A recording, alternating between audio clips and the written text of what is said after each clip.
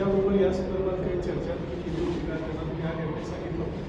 पहिला प्रश्न. दुसरा प्रश्न म्हणजे 40 वर्ष 45 वर्ष करवीर तालुका करवीर विधानसभा मतदारसंघ काँग्रेसचा निष्ठावंत मतदारसंघ म्हणून सगळ्यांना कार्यकर्ते आज 55 वर्ष 60 वर्ष 65 वर्ष झालेले काही कार्यकर्ते आहेत करवीर तालुक्यात, विशेषतः मोग्यापासून पुढं परिसराला पूर्ण पट्टा आहे कालचं वाटतं तो सगळा काँग्रेसचा पक्ष. तिथल्या सगळ्या लोकांना पारंपरिक ज्यांनी कितीही वादळं आणि काही केली तरी त्यांचं पण त्या सगळ्यांशी तुम्ही काँग्रेस सोडायच्या अगोदर चर्चा केली.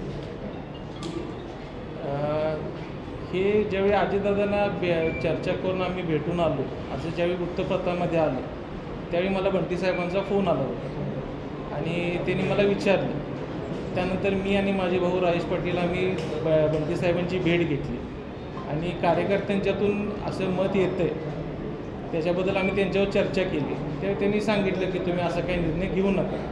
तर त्यावेळी आम्ही त्यांना सांगून आलो की आम्ही कार्यकर्त्यांशी बोलतो आहे, त्याची चर्चा करतो आहे आणि जे काही कार्यकर्ते बोलतील तो निर्णय आम्हाला घ्यावा लागेल.